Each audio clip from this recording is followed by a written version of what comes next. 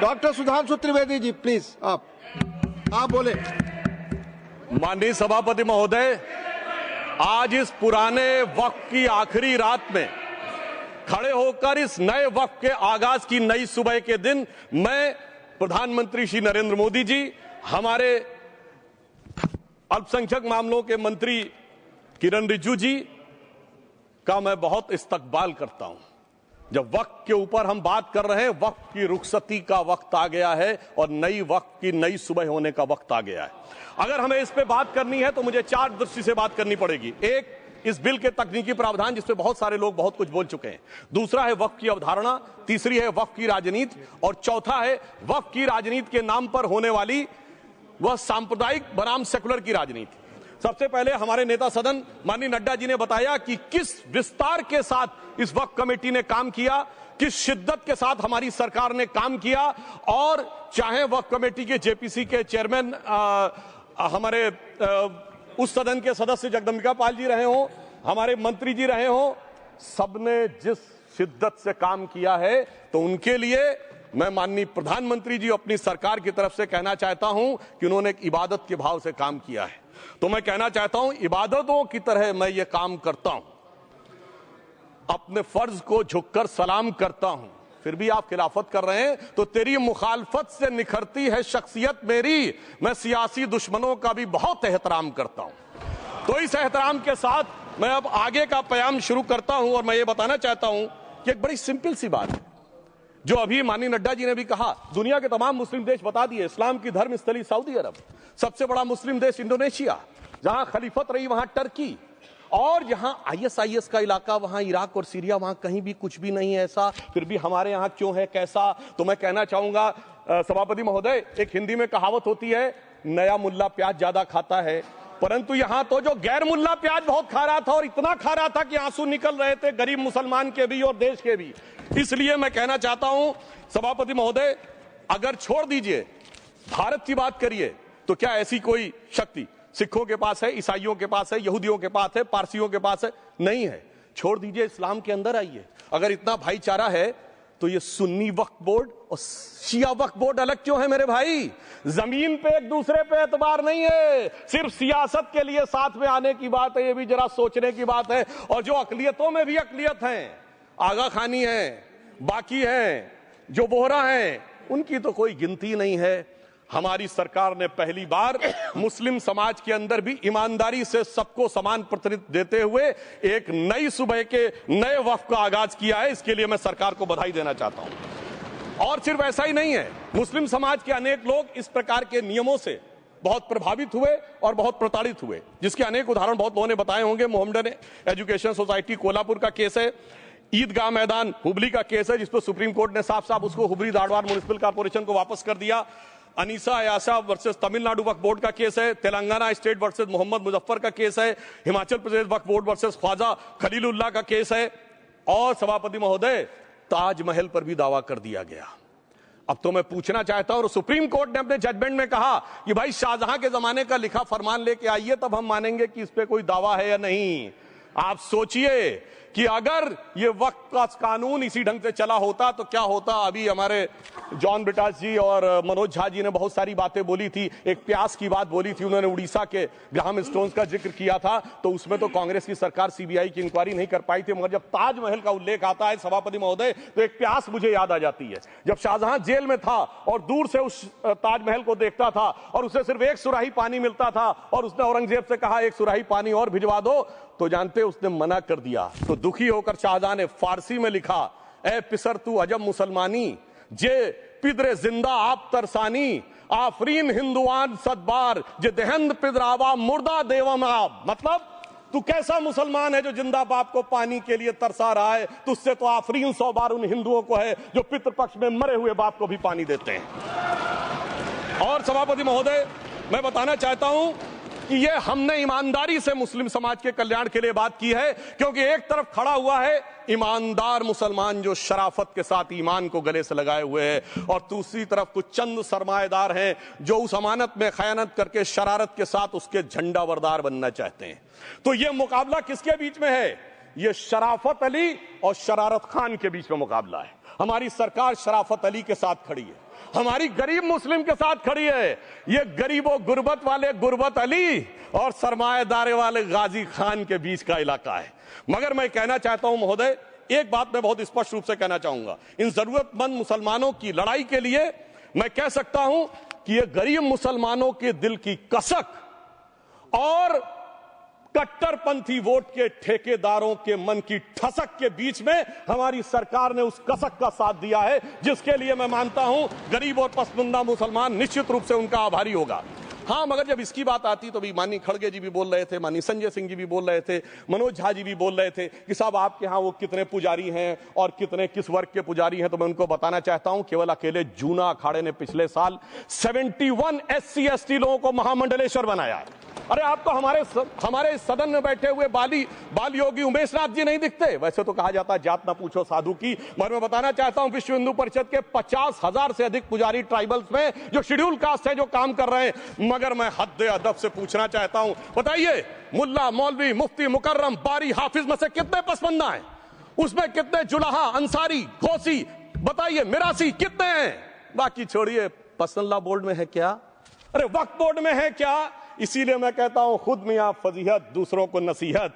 अगर ईमानदारी से बात करनी है तो उस पर आगे। मगर मैं एक बात और कहना चाहूंगा कि हमारी जो सरकार ने नाम दिया है, इसको उम्मीद नाम दिया है, और ये उम्मीद है किसके लिए? उस ईमानदार मुसलमान के लिए और देश के हर खास व आम के लिए ये उम्मीद है। मगर सभापति महोदय, कुछ लोग वो हैं जो उम्मा का ख्वाब पाले हुए थे। उम्मा शायद हमारे बहुत से लोग समझते हो ना समझते हो, पूरी एक एंटायर जो इस्लामिक खलीफत और राज होता है उसको उम्मा कहते हैं। उम्मीद वालों को तो उम्मीद की नई रोशनी दिख रही है, उम्मा वालों की उम्मीद पे पानी फिर रहा है। तो ये उम्मीद और उम्मा के बीच का भी मामला है। परंतु मैं ये भी कहना चाहूंगा सभापति महोदय, इसके बाद सिर्फ ऐसा ही नहीं था, प्रॉपर्टीज के ऊपर, तमाम सरकारी प्रॉपर्टीज पे जिसमें बहुत डिटेल में हमारे साथी लोग गए, मैं डिटेल में नहीं जाना चाहता। भोपाल का विषय है, हैदराबाद का विषय है, मुंबई का है, लखनऊ का है, पटना का है, बहुत प्रकार से है। माननीय लालू प्रसाद यादव जी का विषय जब बताया गया था तो बहुत ज्यादा हमारे मनोज झा जी बोल रहे थे, तो अब मैं उसके डिटेल में नहीं जाना चाहता हूं। सबने वो वीडियो देखा है। बस एक लाइन में उनके लिए कहना चाहूंगा, वो कुछ भी बोल रहे हैं, जिसे कहते हैं बिगड़ी बात बने नहीं, लाख करो किनकोए, रहीमन बिगड़े दूध को मथे न माखन होए। अब जो बोलना था वो बोल चुके, सबके सामने वो आ चुका। अब एक बात और है, दूसरे धर्म स्थलों के बारे में विषय आता है, तो मैं याद दिलाना चाहता हूं केरला के कैथोलिक चर्च ने 31 मार्च 2025 को जो लिखा, सिर्फ उसकी लास्ट की 2 लाइन बोलना चाहता हूं। We request the central government to get the amendment bill passed as early as possible so that the tears of thousands of suffering people in the place like Munambam can be wiped out only by a legal amendment that can provide a permanent solution to their suffering. We urge all the MPs from opposition party to support the bill so that the historic legislation can become unanimous. मगर सभापति महोदय, ये अल्पसंख्यकों की बात करने वाले जब अल्पसंख्यक की बात आती तराजू पे तौलते हैं, किसका वेट ज्यादा है, किसकी धमक ज्यादा है, किसकी खनक ज्यादा है, फिर तय करते हैं कि माइनॉरिटी के साथ आना है, किस माइनॉरिटी के साथ नहीं आना है। और मैं एक और बात कहना चाहता हूं, तमिलनाडु के तिरुचेरी मंदिर की बात आई, यमुनानगर में गुरुद्वारे की बात आई, केरल में क्रिश्चियन कम्युनिटी की जमीन की बात आई। बहुत सारे लोग प्लेसेस ऑफ वर्शिप के एक्ट की बात करते हैं, तो as per places of worship act Tamil Nadu का मंदिर का तो स्टेटस नहीं चेंज हो सकता भाई। 15 अगस्त 47 के बाद किसी प्लेस ऑफ वर्शिप का स्टेटस नहीं चेंज हो सकता, तो वक्फ बोर्ड को क्लेम फॉरफीट कर देना चाहिए, because it is in contrast to the places of worship act. परंतु अब सुनिए, यही गुरुद्वारे के बारे में भी होना चाहिए। मगर सभापति महोदय, चाहे वक्फ बोर्ड का एक्ट हो, चाहे प्लेसेस ऑफ वर्शिप एक्ट हो, एक ही को फायदा होना है, जिसे कहावत में कहते हैं खरबूजा छुरी पर गिरे या छुरी खरबूजे पे गिरे, आखिर में कटना भगवे रंग के खरबूजे को ही होता है। अब मैं यह भी बताना चाहता हूं कि इन संपत्तियों के द्वारा जो कुछ हुआ, उन्होंने इतनी चीजों को लिया है, इतनी चीजों को लिया है। एक पुराना उर्दू का शेर है कि मिटे नामियों के निशान कैसे कैसे, और ये जमीन खा गई आसमां कैसे कैसे। इस जमीन ने कैसे कैसे लोगों को अपने में समा लिया, इसकी तमाम तारीख गवाह है। अगर मैं इसमें बहुत डिटेल में जाऊंगा तो सदन का बहुत सारा वक्त जाएगा, परंतु मैं एक बात यह कहना चाहता हूं कि जब इतना ज्यादा आगे बढ़ गया तो फिर कोर्ट ने आगे इंटरवेंशन करना शुरू किया। मैं डिटेल में नहीं जाना चाहता हूं। अभी कार्तिकेय शर्मा जी ने बहुतों ने बोला सैयद फैसल का case versus Union of government, Allahabad high court के केस को कहा, मगर Bashir versus state of West Bengal case में उन्होंने बहुत क्लियर कट कहा है कि waqf is not a religious denomination in accordance with the Article 26 of the Constitution, so the matter relating to the restricting the economic, financial, political and other sectoral activities that may be associated with religious practice under Article 25(2)(a) of the Constitution can be regulated by the state. तो मुझे लगता है अब इसके बाद कोई किंतु परंतु का स्कोप नहीं रह जाना चाहिए। परंतु उसके बाद भी सभापति महोदय जो कानून को न माने, जो कहे संविधान को नहीं मानेंगे और जो ये कहे कि साहब अदालत के आदेश को भी नहीं मानेंगे, तो फिर इसका मतलब उसके मन में तो एक ऐसी बादशाही आ गई है। इसके लिए मुझे सभापति महोदय वो पुरानी वाली फिल्म अगर लोगों को याद हो तो मुगले आजम का वो सीन याद आता है कि जब अकबर ने अनारकली को कैद कर लिया तो सलीम कहता है जब्त मैं करूं जिसकी की जमीन वीरान हो गई है, जब्त वो न करे जिनके सिर्फ शौ के बाद चाहत को ठेस पहुंची है। ये जिल्ले इलाही की बादशाही नहीं बल्कि खुदाई है। मैं कहना चाहता हूं जो संविधान को न माने, कानून का न माने, इसका मतलब वो अपनी खुदाई में जी रहा है। तो ये वो लोग हैं। और वैसे मैं सभापति महोदय खुदाई से आजकल बहुत से लोगों को डर लगता है, क्योंकि जहां जहां खुदा है वहां वहां भगवान है, जहां जहां खुदा है वहां वहां भगवान है। बाकी आप सब बहुत बुद्धिमान हैं। अब मैं ये भी बात कहना चाहता हूं, और वैसे आखिर में उस अनारकली को कैद से छुड़ाने के लिए सलीम का एक हिंदू साथी दुर्जन सिंह ही आया था। मैं कह सकता हूं कि वक्फ की इस मुकद्दस जमीन को अगर कैद करके रखा है तो उन चंद लोगों ने जिनके दिमाग आज भी उन चीजों में भरे हुए हैं कि कोई समझता हम तो किसी जमाने में हुक्मराने वक्त थे, कोई कहता हुजूर नवाब थे, कोई कहता बादशाह आलमगीर थे, कोई कहता है बादशाह गाजी जिंदा पीर थे। तो नदीमुल हक साहब ने जो बोला था ना, किसी के बाप का हिंदुस्तान थोड़ी है, बिल्कुल मैं कहना चाहता हूं जिन्होंने इस देश के लिए खून बहाया उनके बाप का हिंदुस्तान है, उस गरीब मुस्लिम कारीगर के बाप का हिंदुस्तान है। पर जो ये कहते हैं कि आगरे का लाल किला किसके बाप ने बनवाया, आगरे का किला किसके बाप ने बनवाया, दिल्ली का किला किसके बाप ने बनवाया, हैदराबाद का चार मीनार किसके बाप ने बनवाया, उसके बाप का यह हिंदुस्तान नहीं है। और उसके बाद भी जो आप करना चाहते हैं, अगर इस रास्ते में आप कांटे बिछाना चाहते हैं, तो उनके लिए एक लाइन कहना चाहता हूं सभापति महोदय, तेरी तमन्ना है पर हम खार न बोने देंगे, खार कांटों को कहते हैं, तेरी तमन्ना है पर हम खार न बोने देंगे, तुझे हम राह की दीवार न होने देंगे, तू सबको रौंद कर आगे जो निकलना चाहे हम तेरी इतनी भी रफ्तार न होने देंगे। और इसीलिए हमारी सरकार ने इस विषय के ऊपर एक सही और सटीक प्रयोग करने का प्रयास किया है। मैं दूसरी बात यह भी बताना चाहता हूं, हमारे डीएमके के तिरुचि शिवाजी ने अनायास अकारण यह बात बोली थी कि उस समय जब जिन्ना का उल्लेख करते हुए उन्होंने कहा कि पार्टीशन के समय, तो मैं उनके सुलभ संज्ञान के लिए बता देता हूं, 1946 की कॉन्स्टिट्यूएंट असेंबली में मद्रास प्रेसिडेंसी में 30 आउट ऑफ 30 सीट जो थी वो मुस्लिम लीग ने जीती थी विद 95% ऑफ वोट्स, और एक भी मुस्लिम वहां के बाद बाहर नहीं गया। इसलिए मैं ईमानदारी से कहना चाहता हूं फैक्ट को समझिए। और जो मद्रास प्रेसिडेंसी के मुस्लिम लीग के अध्यक्ष थे और पीजे पोकर साहब बहादुर और मोहम्मद इस्माइल, वही बाद में इंडियन यूनियन मुस्लिम लीग के अध्यक्ष बने, और उन्होंने 28 अगस्त 1947 को सेपरेट इलेक्टोरेट मांगे, जो कोई जाके कॉन्स्टिट्यूएंट असेंबली की डिबेट में पार्लियामेंट किया। आप वेबसाइट पे पेज नंबर 270 पे जाके पढ़ लीजिएगा। सरदार पटेल ने बड़े गुस्से में इस बात को कहा, अब जो हो गया सो हो गया, एक रात में दिल नहीं बदल गया, मगर अब देश के लिए कैसे आगे बढ़ना है उसके लिए ईमानदारी से आगे आओ। और खैर मैं अंबेडकर जी और पटेल जी के बहुत सारे वो कोट कर सकता हूं, सारी बातों को छोड़िए, मगर अफसोस की बात यह है सर कि अभी मनोज झा जी ने बोला था हम में से कोई शक है, कोई हूण है और ये करिए। अरे भैया जमाने चले गए, अब जेनेटिक सीक्वेंसिंग का जमाना आ गया है। और जेनेटिक सीक्वेंसिंग ने क्या प्रूव किया है, दुनिया के सबसे बड़े मुस्लिम देश इंडोनेशिया के राष्ट्रपति आए थे और राष्ट्रपति भवन में उन्होंने डिनर के दौरान कहा कि few weeks back I got my genetic sequencing done and I was told that I am an Indian GDNA. अरे साहब कहां गुलामी की मानसिकता में पड़े हुए हैं सभापति महोदय। और यहां गुलामी की मानसिकता इस कदर पैबस्त है लोगों के दिमागों में। किसी सदन के एक सदस्य यहां विराजमान है, वो उस समय महाराणा सांगा का उल्लेख कर दिए। मैं ईमानदारी से कहता हूं एक भी इंडियन सोर्स में इसका उल्लेख नहीं है, सारे के सारे फॉरेनर्स और लुटेरों के सोर्स में उल्लेख है। इसीलिए मैं कहता हूं ये गुलामी के जिन्होंने गुलाम बनाया उनके सोर्सेस पे यकीन ना करिए। और वैसे थोड़ा सा आउट ऑफ कॉन्टेक्स्ट हो तो ये भी बोल दूं, हमारे सदन के बहुत सदस्यों को नहीं पता होगा, अलेक्जेंडर के आक्रमण का किसी भारतीय सोर्स में कोई उल्लेख नहीं है, पोरस नाम के किसी राजा का उल्लेख नहीं है, सिर्फ और सिर्फ ग्रीक में है। इसलिए गुलामी की मानसिकता से बाहर निकलिए, तब इन चीजों को आप सही ढंग से समझने में सफल होंगे। मेरा अब यह भी अनुरोध अपने सदस्यों के साथ है। वक्त की अवधारणा के बारे में बहुत कुछ बोला जा चुका है कि ये ओरिजिनली कहां से आया, पर मैं इतना कहना चाहूंगा, सबसे पहले वक्त का उल्लेख आता है जब ससनिड एम्पायर को खलीफा उमर ने कैप्चर किया, तो आज का जो सदर्न इराक है उसके इलाके को उन्होंने वक्फ डिक्लेयर किया और वो स्टेट के द्वारा कंट्रोल होता था। स्टेट के बारे में माननीय नड्डा जी ने अभी बताया कि बड़े बड़े देशों में किस ढंग से होता था। सर सैयद अहमद खान ने भी वक्फ को मूल इस्लाम का हिस्सा न मानते हुए इसके लिए मुजार शब्द कहा है जो शरिया के अंतर्गत आता है, और इसी के लिए उन्होंने फतवा आलमगिरी को भी कोट किया था। और इसीलिए 1894 की जो प्रिवी काउंसिल का जजमेंट जो आया था वो वक्फ अल औलाद के खिलाफ आया था। मगर सभापति महोदय, 1906 में कलकत्ता कांग्रेस अधिवेशन में कांग्रेस ने प्रस्ताव पारित किया कि प्रिवी काउंसिल के जजमेंट में कुछ गलती है, इसे बदलना चाहिए। क्योंकि 1904 में जिन्ना कांग्रेस को ज्वाइन कर चुके थे, इसलिए मैं कहना चाहता हूं फिर 1913 में वो जजमेंट बदला कि हमारे सदन के बहुत से सदस्यों ने इस सदन और दूसरे सदन में बोला है। मैं एक सेंटेंस बोलता हूं, लगेगा जैसे वही लोग बोल रहे हैं।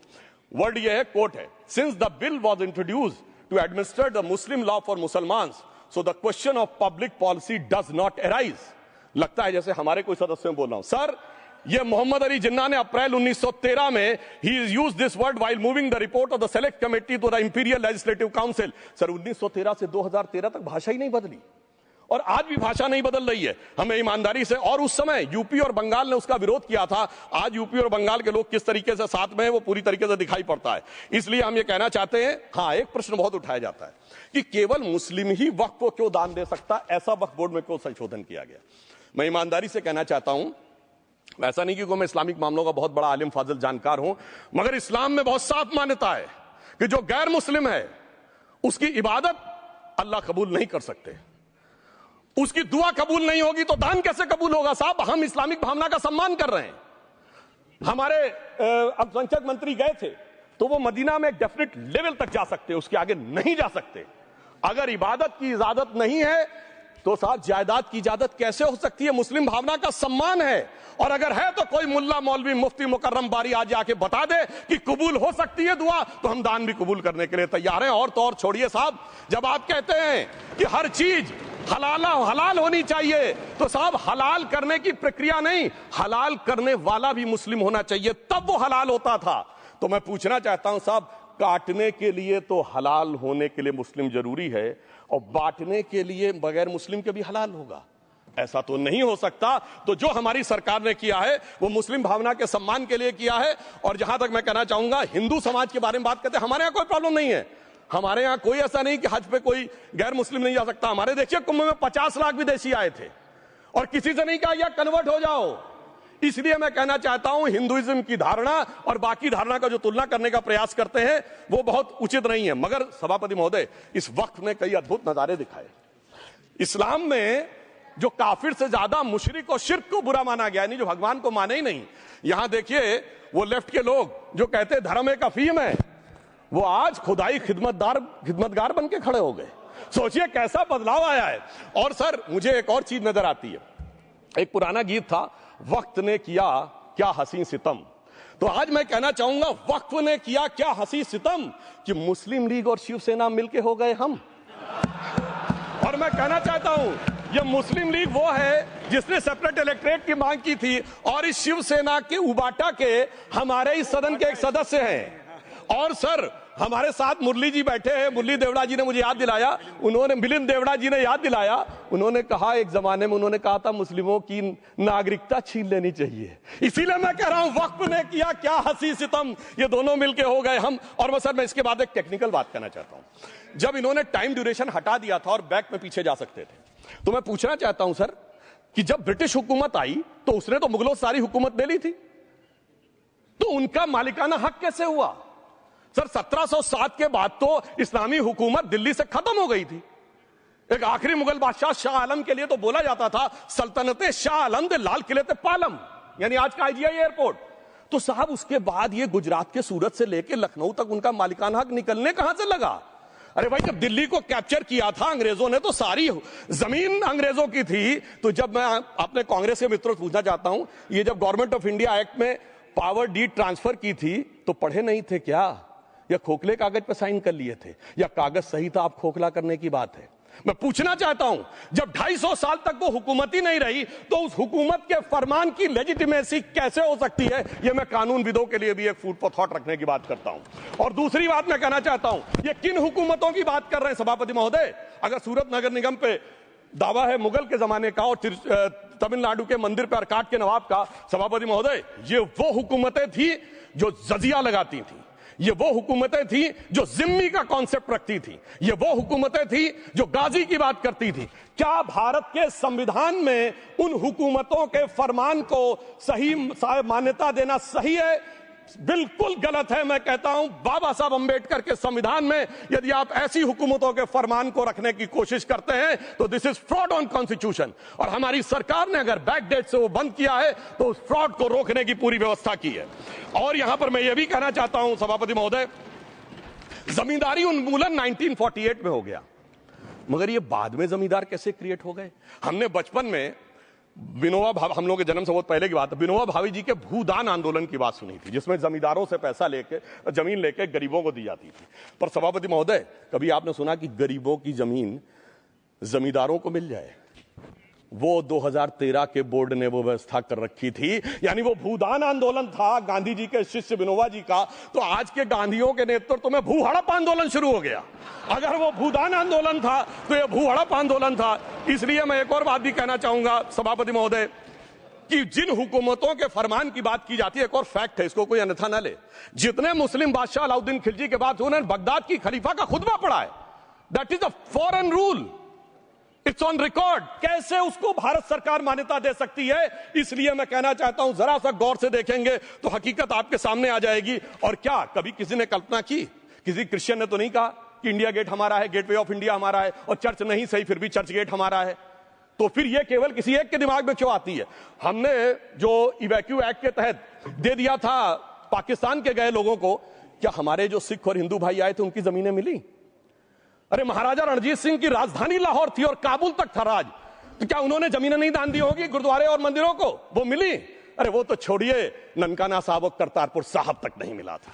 इससे दिखाई पड़ता है कि कितनी एक तरफा हम लोगों ने कोई निगोशिएट ही नहीं किया और उसे करने की बात कही थी। इसलिए मैं कह सकता हूं सर कि अब हमारी सरकार ने जो संशोधन किए हैं, अब यह मजहबी हुकूमत के फरमान से नहीं, बाबा साहब अंबेडकर के संविधान से चलने वाला है। अब मैं अंत में उस विषय के ऊपर आता हूं जिसे सांप्रदायिक राजनीति बनाम सेकुलर राजनीति इसके ऊपर कहा जाता है। सभापति महोदय, मैं बताना चाहता हूं कि जब आजादी मिली उसके बाद क्या किसी ने डिमांड किया था कि हमें वक्फ बोर्ड चाहिए? नहीं किया था। फिर क्यों 54 में दिया गया? किसी मुस्लिम ने डिमांड किया क्या कि मदरसे चाहिए? फिर क्यों दिया गया? मुस्लिम समाज तो राष्ट्र की मुख्य धारा में आने को तैयार था, इसीलिए यूसुफ खान, दिलीप कुमार के नाम से आने में उन्हें कोई प्रॉब्लम नहीं थी। महजबीन बानो को मीना कुमारी के रूप में आने में प्रॉब्लम नहीं थी। मुमताज बेगम को मधुबाला बन के आने में प्रॉब्लम नहीं थी। हामिद अली को अजीत के रूप में आने प्रॉब्लम नहीं थी। मगर, और मैं यह भी बताना चाहता हूं, मुस्लिम समाज में बहुत बड़ा तबका उस समय इस बात को सोच रहा था, और अभी कपिल सिब्बल साहब बोले, ये उस चीज के वकील नहीं, इन्हें पता होना चाहिए, पता होगा कि सुन्नी सेंट्रल वक्फ बोर्ड राम मंदिर में 1961 में मुद्दई बना है, 12 साल के बाद। क्योंकि के मोहम्मद ने लिखा है कि एक बहुत बड़ा तबका था जो ये मानता था कि हमें इस चक्कर में नहीं पड़ना चाहिए। मगर अफसोस कि वही लेफ्टिस्टों, सेकुलरिस्टों ने उनको समझाकर इस मुकाम तक लाकर खड़ा कर लिया। अब यहां मैं एक और बात कहना चाहूं, खैर छोड़िए उन सरकारों ने बाद में क्या दिया, मगर उसके बाद सुनिए, इंदिरा जी के जमाने में मुस्लिम पर्सनल लॉ बोर्ड आया, तो राजीव जी के जमाने में शाहबानो केस आया, तो नरसिम्हा राव के जमाने में 95 का एक्ट आया, तो मनमोहन सिंह जी के जमाने में 2013 का एक्ट आया, मगर इलाज नहीं निकला। तो इसे एक शेर में कहूंगा कि मरीजे सेकुलर इश्क पर लानत खुदा की, मर्ज बढ़ता गया जो जो दवा की। अब मैं सभापति महोदय एक और बात कहना चाहता हूं, शुरू के 20-25 साल में मुस्लिम समाज के बारे में मैं कहना चाहता हूं। आज जब आजादी मिली तो मुस्लिम समाज के प्रतीक कौन थे? उस्ताद बिस्मिल्लाह खां, उस्ताद फरीदुद्दीन डागर, उस्ताद बड़े गुलाम अली, उस्ताद जाकिर हुसैन, जिनकी अभी कुछ दिन पहले डेथ हुई, बड़े बड़े नगमा निवार, हसरत जयपुरी, मजरूर सुल्तानपुरी, साहिर लुधियानवी, कैफी आजमी, जोश मलियाबादी, जिगर मुरादाबादी। अब सर क्या हो गया? तब मुस्लिम समाज इन अदब के शाहकारों के साथ जोड़ा जाता था। आज मुस्लिम समाज का नेतृत्व किन लोगों के साथ जोड़ता है? इशरत जहां, याकूब मेनन, मुख्तार अंसारी, अतीक अहमद, दाऊद इब्राहिम। कौन जोड़ रहा है ये? तब से सर जब से ये सेकुलर हो गया देश 1976 से और सेकुलर सियासत शुरू हुई, उसने ले जाकर इनको इस मुकाम तक पहुंचाया। और इस वक्फ बोर्ड के बिल में भी जो बात कही जा रही है, सर, मुस्लिम समाज को यह समझाया गया कि तुम्हें बीजेपी वालों को तुमसे बड़ी अदावत है, और कहा गया इनको बड़ी मोहब्बत है। जब यह देश आजाद हुआ, मैं उत्तर प्रदेश का रहने वाला हूं, उत्तर प्रदेश में 1931 की संसद में 8% रेट ऑफ डेथ थी और सैयद मुसलमानों में 24% थी। यूपी की ब्यूरोक्रेसी में 20% थे। आज कहां चले गए सब? मैं एक लाइन में कहना चाहूंगा, ये अदावत और मोहब्बत की सियासत में ऐसे फंसे कि किसी को किसी की मोहब्बत ने मारा, किसी को किसी की अदावत ने मारा, मगर इस शराफत अली को सेकुलर सियासत ने मारा। और मैं सभापति महोदय एक और बात कहना चाहता हूं कि चलिए बोलिए।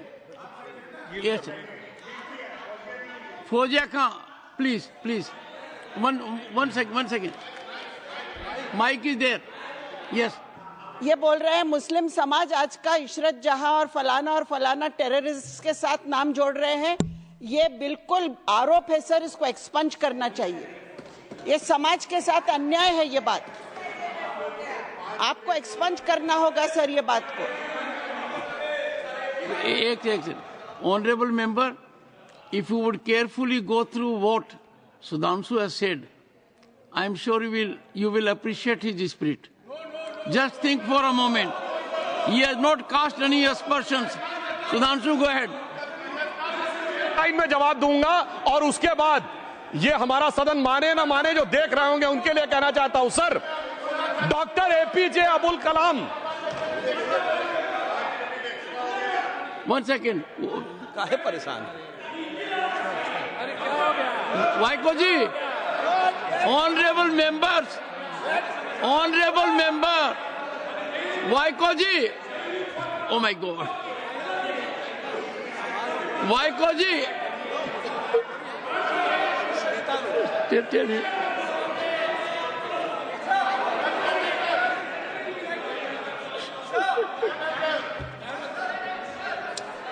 Honourable SM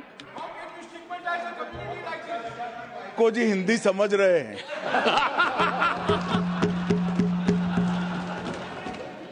One second. Fauziya Khan, one second.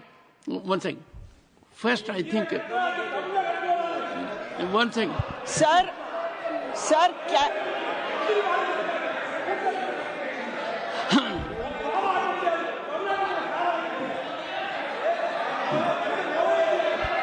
Sir, community cannot be stigmatized. Yes. An entire community cannot be branded like this. Fauziya Khan ji, I'll come to you. I'll give you the opportunity. Honorable Finance Minister. But one line is said. One line. No, one nimisham irungappa, please. He might be very emotional, sir, but that one line he said is objectionable, and I will seek your indulgence to remove it. He said, Tamil Nadu la kaaru vai paakren. You enter Tamil Nadu, I'll see you. No good. No good. இல்ல தப்பது தப்பு அப்படி சொல்லக்கூடாது. நீங்க அப்படி பேசுறது தப்பு. நீங்க அப்படி பேசுறது ரொம்பவே தப்பு. இந்த நாட்டுல யார் வேணாலும் எங்க வேணாலும் கால் வைப்போம். யாருக்கும் அதிகாரம் இல்ல உணர்வு உயிர் மேல. Honorable Finance Minister. So sir, this is atrocious. You set foot in Tamil Nadu and take care. What is that language? We have a Home Minister after a long time who has brought about changes unthinkable. What he said, you can be fully assured. Yes, Honorable Home Minister. Yes, Jairam ji. Minister, Please. if the Yes, Honorable Finance Minister Honorable Member. has found a statement objectionable, Jairam ji, address the chair. the statement of the Honorable Member stigmatizing a whole community is objectionable. Oh. And what is worse is the chairman lending respectability to that view. Oh my. That is even worse. Honorable That is even Home worse. Minister. मान्यवर, सुधांशु जी ने मुसलमानों के लिए कुछ नहीं किया है, India alliance के लिए किया है। अब मैं एक एक कर कर बता देता हूं। अरे सुनो ना भाई, आप सुनो तो। अरे दिग्विजय सिंह सुनिए, मैं खड़ा हूं ना अपने पैर पर। मान्यवर सुधांशु जी ने कहा इशरत जहां, यही एनसीपी पार्टी ने इशरत जहां के घर पर जाकर रुपयों का इनाम भी दिया था और उसको शहीद बताया।